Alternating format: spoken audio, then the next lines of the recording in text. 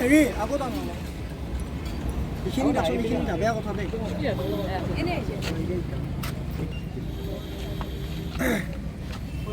আজি সমাজ অসম ছাত্ৰ সন্থাৰ উদ্যোগত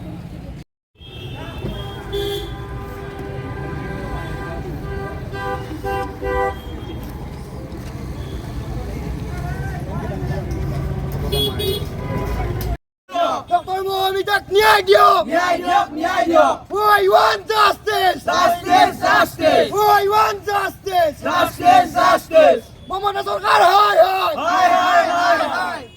বেঙ্গল সরকার হয় হয়, হয় হয় হয় হয়। বেঙ্গল সরকার হয় হয়, হয় হয় হয় হয়। মমতা দিদি লে লে সে সে, লে লে সে সে। মমতা দিদি হয় হয়, হয় হয় হয় হয়। We want justice, justice, justice.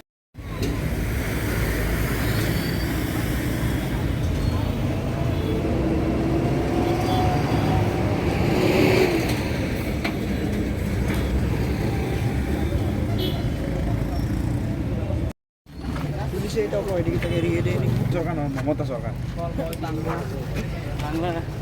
Bangalore We want justice, justice, justice. আমি সোণালী অসম ছাত্ৰ সন্থাই বেজেৰা স্থিত মুখ্য কাৰ্যালয় আৰু বেজেৰাৰ উচ্চতৰ মাধ্যমিক বিদ্যালয়ৰ আগত সমবেত হৈছোঁ। সকলোৱে জ্ঞাত যে কলকাতাৰ RG কাৰ MCHত সংঘটিত ধৰ্ষণ আৰু হত্যাকাণ্ড, এই কথাটো সকলোৱে জানে। আমি আজি ইয়াত এটা কাৰণতে সমবেত হৈছোঁ, ডক্টৰ মৌমিতা তেখেতে ন্যায় পাব লাগে আৰু দ্বিতীয়বাৰ যেন এনেকুৱা ঘটনা নঘটে, তাৰ কাৰণে আমি আজি ইয়াত থিয় হৈছোঁ।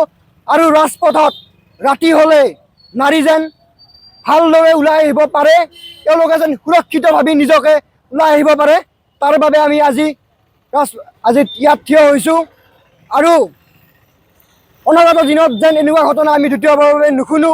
প্ৰশাসন আৰু অসম চৰকাৰৰ লগতে প্ৰতিখন ৰাজ্য চৰকাৰ লগতে কেন্দ্ৰীয় চৰকাৰলৈ মই আহ্বান জনাইছোঁ যে এই ঘটনাটো দ্বিতীয়বাৰৰ বাবে নঘটাৰ বাবে তেওঁলোকে যেন বৰ্তমান যি ঘটনা ঘটি গৈছে সেই ঘটনাটো আমি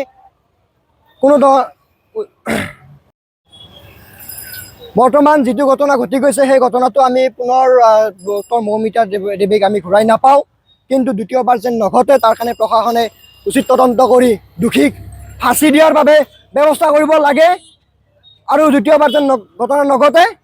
লগতে নাৰী সুৰক্ষাভাৱে ৰাজপথত ৰাতিয়ে হওক যেতিয়াই নহওক ওলাই আহিব পাৰে, তাৰ কাৰণে যেন সকলোৱে সহায় সহযোগিতাৰ লগতে প্ৰশাসনেও উচিত ব্যৱস্থা গ্ৰহণ কৰে। এইখিনি মোৰ কৰ্তব্য।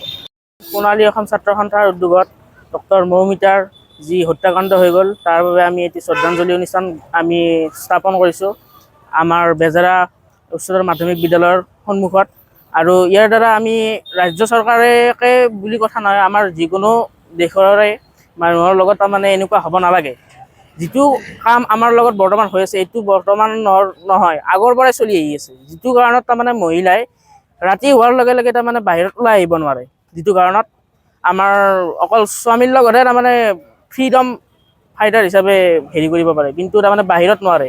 সেইকাৰণে যাতে প্ৰশাসনে ইয়াৰ ওপৰত এটা ভাল উপায় উচিত তদন্ত কৰে আৰু লগতে ৰাজ্য চৰকাৰকো আমি আবেদন জনাম যাতে এই ঘটনাটোৰ ওপৰত ভালদৰে তদন্ত কৰি দোষীক শাস্তি দিয়ক আৰু লগতে দ্বিতীয়বাৰ যাতে এনেকুৱা কোনো ঘটনা নহয় তাৰ বাবে আমি ৰাজ্য চৰকাৰক